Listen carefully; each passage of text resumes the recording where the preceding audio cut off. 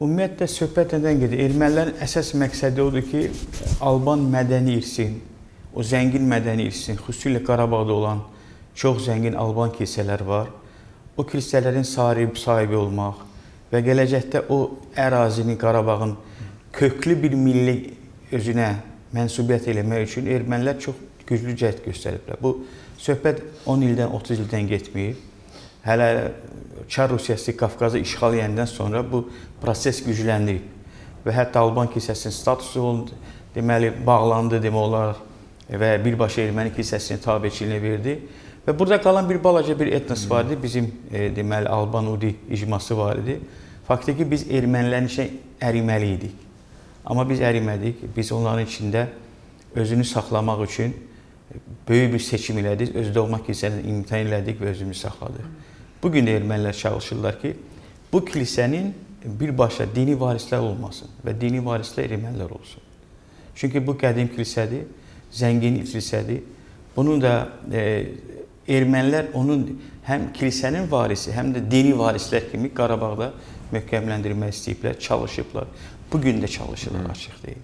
Bugün Azərbaycan 44 il müharibədə deməli öz doğma torpağını işğaldan azad elədi. Amma yenə də ermənilərin əsas məqsədi ki, orada olan Alban kilsələri yox, erməni kilsə kimi və bizim mədəni irsimizdir. Bu çox ciddi məsələdir. Çünki mədəni irsin sahibi olmaq, torpağa sahib olmaqdır. Amma bu belə deyil. Alban kilsəsi müstəqil kilsə olubdur. Bu kilsə heç erməni kilsəsinə bağlı deyil. Sadəcə ən qədim, deməli, oriental, ortodoks kilsə idi. Budur məsələ. Onlar üçün əsas marağı nədir?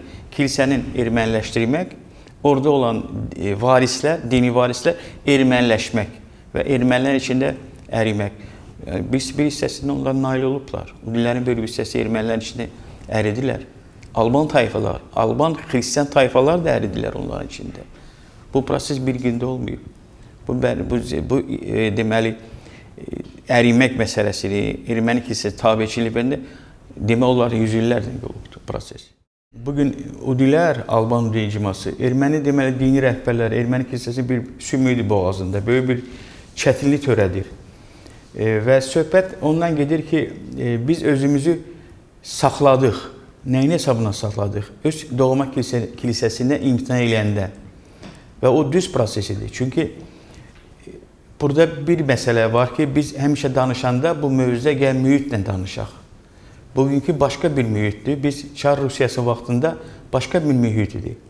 Çünki buranı Çar Rusiyası işğal elədi və İranla Qafqazın demək olar ki, ortadan böldü. Bir hissəsi oldu İran imperiyasını, bir hissə Çar Rusiyası imperiyasını. Və əsas Çar imperiyası marağı oydu, bu da xristian ölkəsi yaratmaq. Və burada da çox zəngin mədəni var, kilsələr var idi. Orada da 10-11 dənə kənd vardı, xristianlığa ibadət edən, o cümlədən Udilər var idi. Və o proses nədən gedir ki, burada həmən kilsələr olan yerlərdə erməniləri köçürtmək. Bu böyük bir geopolitik bir siyasət idi. Ona da nail oldular. Nail oldular və erməniləri oturdular harada? Alban kilsəsi. Çünki burada ermənilər gələndə burada İslam dominant idi. Demək istəyirəm ki, burada ancaq kilsə olan yerlərdə onları köçürtdülər. Və başladı o proses Alban kilsələrini erməniləşdirmək, onların simvolları, elementləri, memarlıqda dəyişdirmək. Mən demirəm ki, Qarabağda olan kilsələr hamısı Alban kilsələrdir. Orada erməni kilsələr də var, açıq deməliyik biz. Amma o kilsələrin tarixi çox uzaq deyil. Onların tarixi 300 ildən o tərəf deyil. Və böyük bir hissəsində erməni kilsəsinin deməli memarlıq usuluna dəyişdilər. Çünki şərq kilsələr çox yaxındır memarlıqdan. Hamısı bütün memarlıq götürüblər İrusəlimdən, Qüdsdən götürüblər. Bunlar yaxınıdır. Sadəcə dəyişdirmə lazım altar hissəsini, xaçın elementləri dəyişdirmə lazımdır. Onun giriş qapıları dəyişdirmə. Belə bu proseslər yavaş-yavaş oldu və əsas oldu ki, petroqliflər əmələ gəldi. Erməni dilində olan petroqliflər daşın üstündə.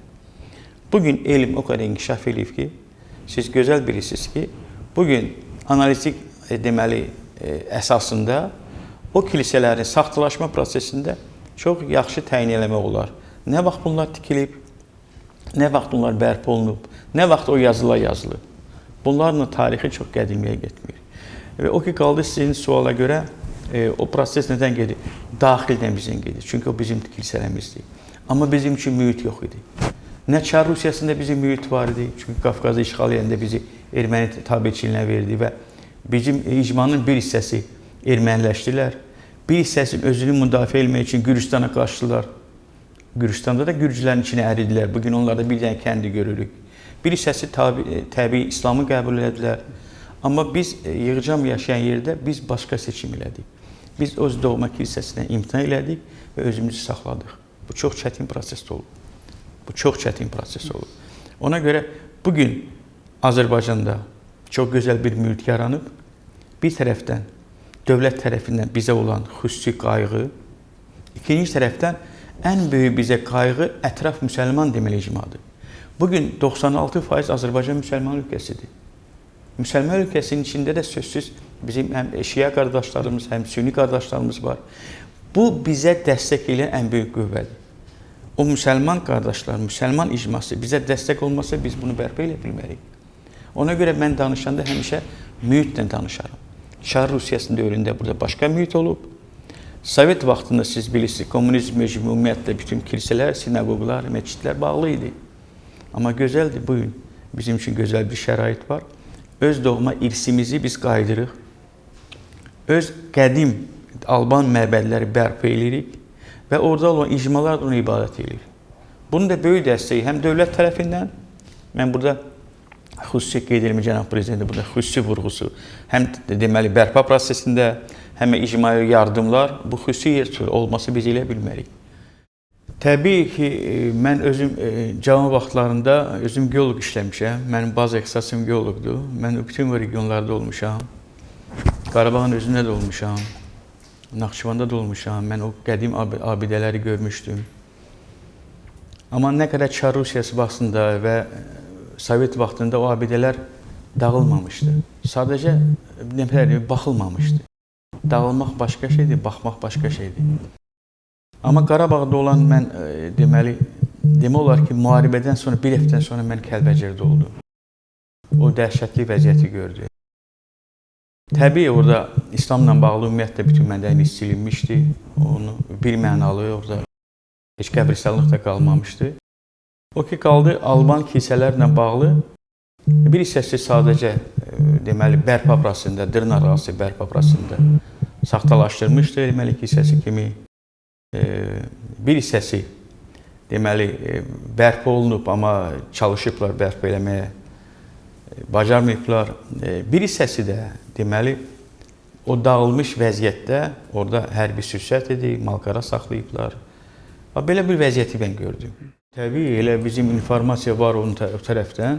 Həm Kəlbəcərin özündə olan məbədləri, həm demək Xocavənd rayonunda olan zəngin məbədlər, kilsələrin bizim informasiya var.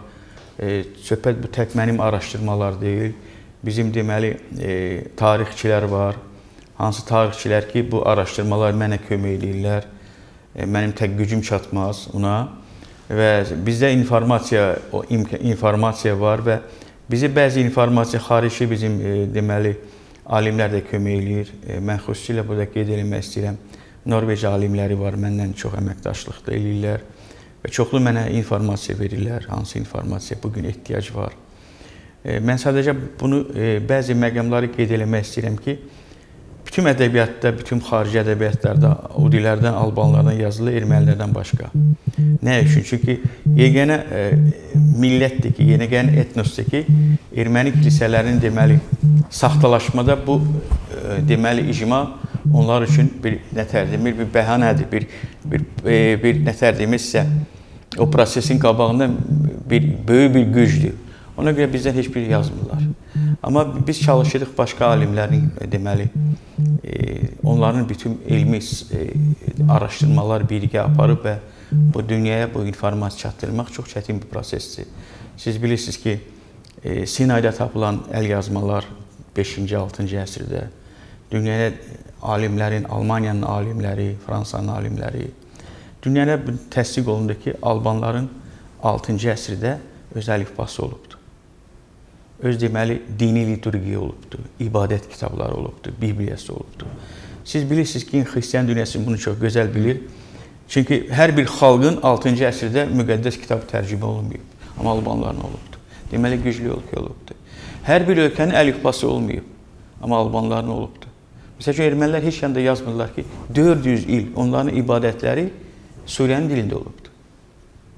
Özləri qədim deyirlər, amma Suriyanın dilini ibadəti eləmirlər. Alban əlifbası və meşrupanşluq eləyib. Amma Alban əlifbasını təyin etmək kimi, deməli, İsraildə tapılan, deməli, müqəddəs, Misirdə tapılan əlyazmalar göstərdi ki, Albanların 100 il erməni əlifbasından qabaq öz əlifbası olubdur. Budur əsas. Və belə əsaslar həddindən çoxdur. Sadəcə bunu dünya, deməli, ictimaiyyətə elm, deməli, elmi kitablarla araşdırıb yazmaq lazımdır. Eləmək lazımdır. Eləyirik, çalışırıq. Amma bizə sözsüz böyük ehtiyac var. Bu məsələdə köməklik göstərmək. Bugün arxiv materialları var, Vatikanın özündə əlaqələr olubdur. Bugün Misirin özündə, Suriyanın ədəbiyyatlarda var. Biz çalışırıq. Çalışırıq və sözsüz bura böyük bir mərkəz olmalıdır ki, bu birini araşdıraq. Mən inanıram ki, belə bir hadisələr olubdur, təbii bu, ümumiyyətlə, deməli, kilsələrin, deməli, tabiçiliyini verəndən sonra böyük bir hissəsini ermənilər originaldan erməni dilində tərcümə edib, original kimi saxlayıblar. Misal üçün, Musa Kalankatoyun kitabı, Qafqaz Albaniyanın, deməli, tarixi. Bu birinci. İkinci, çoxlu, deməli, əl yazmalar, hansılar qalıbla onları tərcümə ediblər, deməli, orijinaldan öz dillərində. Üçüncüdə, əsas məsələ ondan ibarətdir ki, tapılan, deməli, Alban kilsəsinə məxsus olan, bugün onları biz görmürük, ancaq onlar qapalı yerdədir. Nə üçün qapalı yerdədir? Çünki onu çıxartmırlar. İçməyəzin özündə də var, belə, deməli, yazılar, əsas söhbət petroqliflərdən geri daşın üstünə yazılar. Bunlar bugün də tapmaq olur. Çünki Mingəçevirdə tapılan qazıntı işlərdə tapılıbdır. Bunu göstərir ki, bunun böyük bir hissəsini, xüsusilə çoxlu bahalı olan, deməli, kilsə inventarları özəlləşdiriblər. Aparıblar, dəyişdiriblər. Amma bu öz yerində maraqlı ondan ibarətdir ki, qədim kilsələrin çoxlu ümumi, deməli, memarlıq usulları olubdur. Bunlar hamısı Gürcüstan, Yerusəlimdən götürüblər və ümumi şeylər çox olubdur və dəyişdirmə prosesində Hasan da olubdur. Bir hissəsi də siz deyən kimi o ki qaldı, deməli, xaç yürüşlərdən katoliklər gələndə sözsüz onların əsas böyük məqsədi real danışmalıyıqdır, soyğunçuluq idi. Soyğunçuluq da olubdur. Çünki o böyük bir hərbi qüvvənin içində soyğunçuluqla məşğul olanlar da olublar.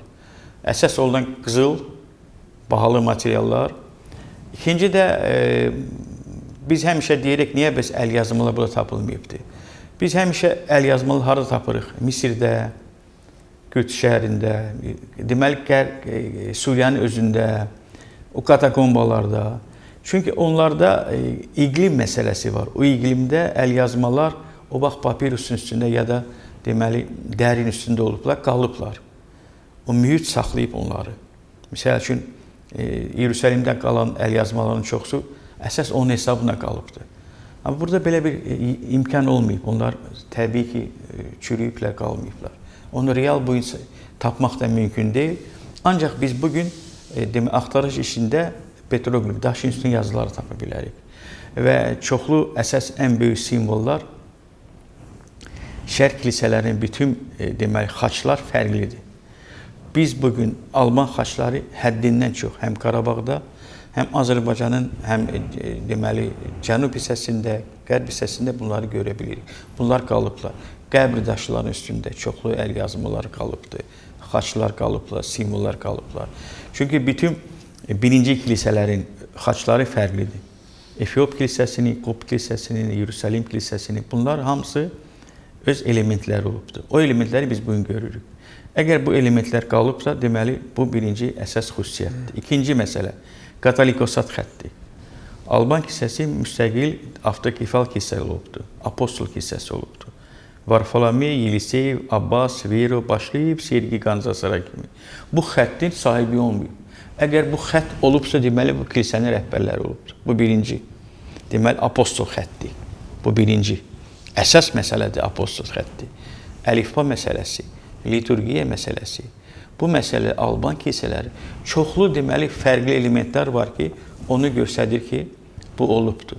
Sonra biz götürək deməli qurultayları. Efesdə qurultayları, deməli Xalkidonda.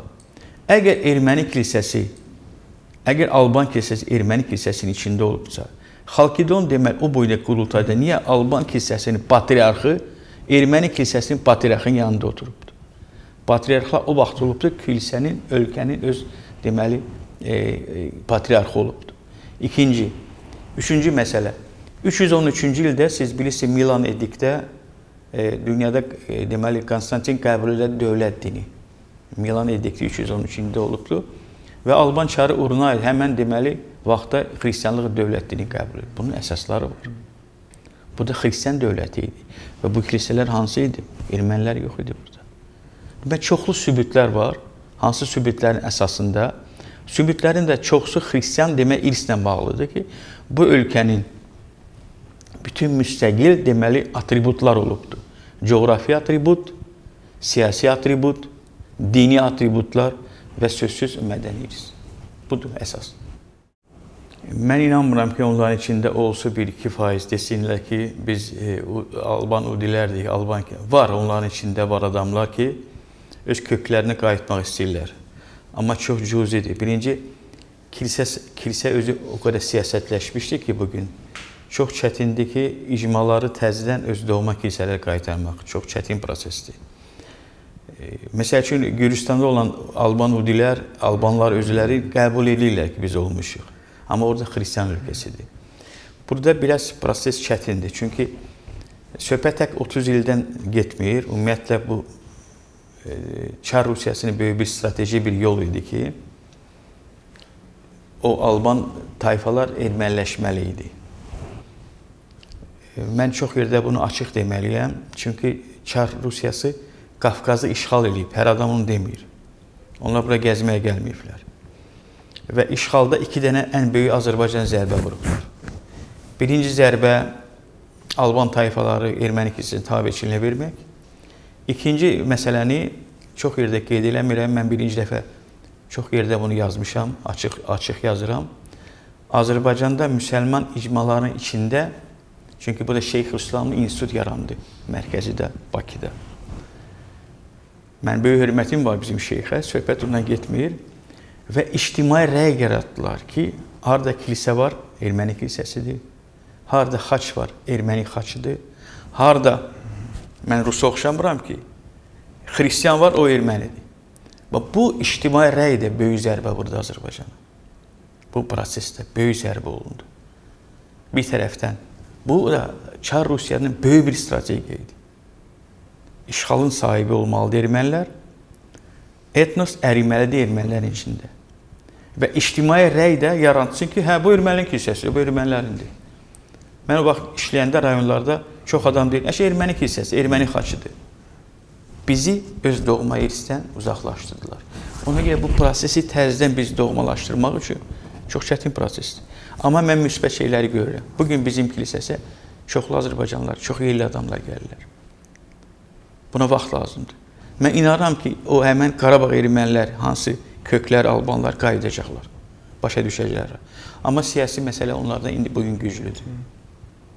Gördünüz, öz də ümumiyyətlə onlar çıxdılar. Nə üçün? Çünki separat qüvvələr onları yoldan çıxartdı.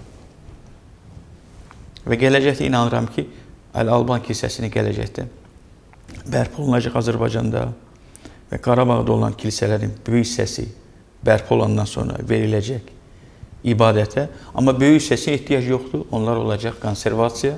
Dünya deməli belə modellər var, İtaliyada olan kimi. Olacaq konservasiya deməli turizmi cəlb eləmək üçün. Belədir vəziyyət. Əgər biz bugün Alban kilsəsini bərpa eləmək istəyik, onun deməli çox güclü əsasları olmalıdır. Deməli, dini kitabların tərcüməsi olmalıdır. Bugün Azərbaycanda siz bir İlahiyyat İnstitutu var. Düz müsəlman deyilən ilahiyyatçilər də orada hazırlayırlar, amma biz çalışıq rəhbərliklə, orada xristianlıq kursları açdıq. Bu birinci. Çünki bizim din xadimlər Azərbaycanda böyüməlidir, Azərbaycanda tərbiyə olmalıdır, Azərbaycanda deməli bunlar oxumalıdırlar. Bu əsas məqsəddir. Biz çalışırıq ki, o həmən deməli biz gücü saxlayaq. Mən gözləyirdim, siz belə bir sual verəcəksiniz mənə Bəs sizin icma 4000-5000-dən çox deyil.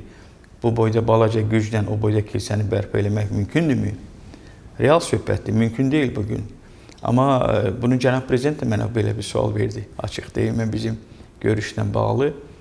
Azərbaycan özündə var. Yerli azı söhbət o dillərdən tək getmir. Burada kilsənin varisi bugün Azərbaycandır. Tək biz deyilik. Və bugün Azərbaycanda nə qədər bizim protestant denominasiyalar var. Nə qədər icmalar var. Minlərləndir. Mən Bibliya cəmiyyətinin üzvüyəm. Və çoxlu bizə yerli Azərbaycanlılar, hansı kökləri, o nətər deyirlər, kripto xristianlar var bizdə bugün. Və öz doğma kilsələrine qayıtmaq istəyirlər. İstəmirlər getsinlər protestant kilsələrinə, katolik kilsələrinə. Amma o ki, bugün kilsə bizim yoxdur deyənə onlar istəyirlər qayıtmağa. Eləsi var. Eləsi bizim üçün də bir balaca güc olanda, dəstək olanda o kifayətdir. Çünki yerli Azərbaycanlılar öz doğma ibadəti eləmək də istəyənlər var. Biz bunların üçün yolu bağlamamalıyıq, açmalıyıq. Ona görə Alban kilsəsini bugün bərpa eləmək üçün belə bir bizim ehtiyatımız da var. İkinci də sözsüz onun deməli elmi ocaq olmalıdır. Biz çalışırıq hər ildə beynəlxalq tədbirlər keçirdək, həm Azərbaycanda, həm xaricdə. Bugün Azərbaycanda Tarix İnstitutunda misal üçün UDI dili dərsləri keçir, Alban dili dərsi keçir. Bugün İlahiyyat İnstitutunda kurslar, fakültələr açılır. Bu deməkdir ki, Alban kilsəsini bərpa eləmək üçün yavaş-yavaş ciddi addımlar gedir. Bugün ehtiyac yoxdur o kilsələri hamısı bərpa eləməyə. Çünki Azərbaycan müsəlman ölkəsidir. Ehtiyac yoxdur ki, bu qədər kilsə bərpa olmağa. Söhbət kilsə bərpa olmaq nədən gedir? Kilsə dağınacaq vəziyyətdə olmasın. Kilsə bugün konservasiya olmalıdır. Mən həmişə misal gətirim İtaliyada. Hər kvadrat metr tarixi yerlərdir. Hamısı bərpa olunmur ki. Amma nə edirlər? Konservasiya edirlər. Baxırlar, Mədəniyyət Nazirliyidir, dini qurumlardır. Baxırlar və turizmi cəlb eləmək üçün. Bizim tariximizdir. Bu da əsas. Bugün kilsələrdə, məscidlərdə heyvan saxlamamalıdır. Hərbi xüsusiyyət olmamalıdır. O açıq bərpa olunub. Bərpa ilə konservasiya fərqi nədir?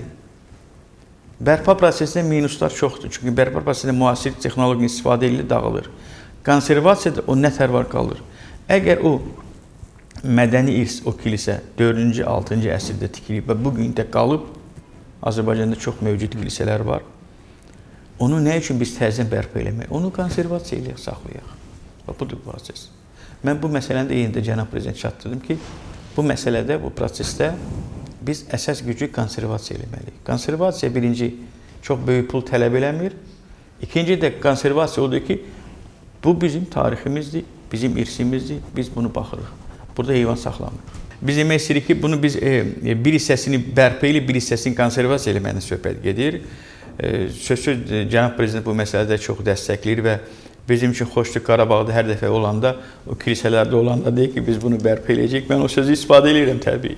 Birinci, mən bu torpağın tək vətəndaşı deyiləm. Mən tarixlə bizim mədəni irsin, torpağın və onun aparıcısı bir dini varislər kimi biz qədimlə burada yaşamışıq. Bizim tarixi vətənimizdir. Bizim üçün Azərbaycan nətər deyim, doğu vətənimizdir. Biz gəlmə etnos deyilik və sözsüz də biz çalışırıq, xüsusilə mən özüm də çalışıram. Mən beynəlxalq tədbirində həm Azərbaycanı təmsil edirəm. Mən evdə o deyirəm, çıxanda Azərbaycanlıyam. Çünki mən Azərbaycanı təmsil edirəm xaricdə. Və sözsüz öz etnosu, öz mədəniyyəti təmsil edirəm. Əsas məqsəd nədir ki, Azərbaycan həqiqəti dünyaya çatdırmaq. Bu çox çətin proses indiki vaxtda. İndiki vaxtda deməli o qədər ikiyüzlü standartlar var, siyasətləşmiş deməli bugün din xadimləri var, siyasətləşmiş dövlət xadimləri var və mədəni irsi deməli istifadə edənlər dövlət məmurları da var, açıq deməliyik. Amma biz çalışırıq ki, o Azərbaycan həqiqəti çatdıraq. Mən həmişə xaricdə olanda da dəvət edirəm adamları. Gəlin, baxın, o həqiqəti deyin. Lazım deyil bizi çoxdan tərifləmək. Sadəcə nə var onu deyin. Nə var onu, nə görürsünüz onu deyin. Onu yazın. Çünki ehtiyac yoxdur bizi bu qədər təbliğ eləməyə. Sadəcə gəlib baxıb nəyi var yazsa o kifayətdir. Çünki mən Azərbaycanda bir problemlə rast gəlmirəm. Var, Azərbaycanın öz problemləri var. Biz demirik problemsiz yoxdur. Problemsiz millət yoxdur, ölkə yoxdur. Amma belə ciddi problemlər yoxdur bizdə. Özünüz bilirsiniz ki, tarixən Azərbaycan çox millətli, çox konfessiyalı ölkə olubdur. Bugün də belədir. Görün, nə qədər mədəniyyətin daşıyıcısı birgə yaşayırlar. Deməli, etnosların mədəniyyətini bugün deməli, toqquşan bir regiondur Azərbaycan. Fərqli baxaq Ermənistan, nə qədər var? Bir-birindən biz müsbət deməli, mədəniyyəti götürürük. Bizim xalqların mədəniyyətin difuziyasını biz görürük. Birgə qüvvəni biz görürük. O gün həmişə biz qeyd edirik, o vətən müharibəsində bizim gücümüzü göstərdik. Və siz çox gözəl qeyd elədiniz ki, kilsənin bərpa prosesində inanırsınız, 44 günlük müharibə prosesində müsəlman ölkəsində məhz məscid bərpa olundu, kilsə bərpa olunurdu. Müqəddəs Məryəm Ana kilsəsi bizə bərpa olundu və 9 xalqın nümayəndəsi iştirak edirdi. Təmassız, pulsuz, parasız. Bu da Azərbaycan qüvvəsi. O həqiqəti biz çatdırmalıyıq. Bizim icmaya böyük bir yük düşür, açıq deyim. Çünki bu hasan proses deyil. Dini ocaqların bərpa prosesi çox incə məsələdir. Elə ermənilər dırnaqarası bərpa edib o kilsələri erməni kilsəsi kimi veriblər. Ona görə bu prosesdə bir tərəfdən bizim icmanın deməli kilsə bərpas prosesində iştirakı, bir də əsas o kilsələr sonra icmaya veriləndə onun ibadət məsələsində bizim əsas fəal iştirakımız olmalıdır. Kilsə bərpa eləməyə mütəxəssislər eləyirlər. Biz sadəcə orada bəzi yerdə ekspert ola bilərik. Çünki burada memar olmalıdır, etnoqraf olmalıdır, mütəxəssislər onu bərpa eləyirlər. Hətta mən iştirak eləmişəm bərpa prosesində, Norveç təşkilatı eləyəndə, o çox çətin məsələdir, çünki UNESCO-nun tələbatları var. Biz gedib kilsə bərpa elə bilmərik hər adam. Söhbət binadan gedir. Amma o ki qaldı, deməli, o kilsələrin dini ibadət eləmək üçün o prosesdə sözsüz bizim üçün böyük yük düşür. Və bizim ən böyük problem də məhz Azərbaycanda olan mühit deyil ki, deyəsən, kimsə bizi maniçilik eləyəcək, tərsinə dəstəyimiz var. Bizim ən böyük problemimiz ermənilərdə, açıq deyim. Nəyə görə ermənilərdir? Bugün yeganə deməli, xalqdır ki, bu işin prosesində bizə mane eləyəcək. Çünki onlar dünyaya qışqırılır, bu erməni kilsələrdir. Bu proses gedir. Bu problemlə biz rast gələcəyik təbii və onların əsas məqsədi odur ki, o kilsələrin irsin sahibi ermənilər kimi qalsınlar. Bu bərpa prosesində onlar bizə üçün həmişə bugün də ən böyük real bizim düşmənlərimiz, açıq bilməliyik. Hətta mən oturanda erməni din xadimlərinə oturmuşam, olubdur tarixçilərlə. Varşavada böyük görüşlərimiz oldu konferansda. Söhbətləşirik. Görürük ki, mən güclü alternativ çoxlu informasiya daşıyanda, deyəndə, ermənilər bu vaxta kimi demirlər, çox maraqlı məsələ deyil. Deyək ki, olubdur, biz demirik Qafqazalı, kilsə olubdur. Yenə də söhbət gedir Kürün deməli sol qolunda, o tərəfdə olmayıblar. Və üzbəyli olanda deməli Zəngəzürü, siz Utik vilayəti kimlər yaşayıb, onu yazmısınız, yazmamışsınız. Demək istəyirəm ki, mənim üçün çox çətindir. O qüvvələrin qabağında böyük deməli elmi mərkəz olmalıdır. Çünki mən yadımdadır, Alban xaçını, Alban deməli xaçkarları müdafiə eləmək üçün hətta UNESCO sessiyasına dəvət olmuşdum. O da keçirdi Kenyada, Nairobidə. Mənim iddianın qabağında ermənilərin 17 dənə demək xaçkar instituta çıxdılar. Amma biz yenə də udduq ki, Alban öz xaçkarları olubdur. Xaçkar deməli daşın üstünə xaç elementləri. Hətta ermənilər UNESCO məsələni qoyublar ki, daşın üstünə əgər xaç varsa Ermənistanın sərhədi eləyir. Başa düşmən, Azərbaycan hər yerdə qalsan xaçlar var da, o demək deyil ki, bu Ermənistan olubdur. Gör, nə ciddi məsələ var. Burada söhbət tək kilsədən getmir. Bugün əsas müharibə gedir, o mədəni irsi sahib olmaq üçün. Çox maraqlı məsələ, çox siyasi məsələlər var. Biz bugün onun qabağına güclü elmi potensialına çıxmalıyıq. Bugünkü reallıq budur. Ona görə bu proses güclənməlidir. Bu tək udilərin məsələsi deyil. Bu Alban udi icmasının deyil. Alban udi sadəcə onun bir dini varisləridir. Amma o prosesin qabağında biz bunu güclü olmalı. Bugün ermənilər açıq deyil, müharibəni biz uzmuşuq. Amma ermənilərin əsas bugün məqsədi o kilsələrin sahibi olmaq.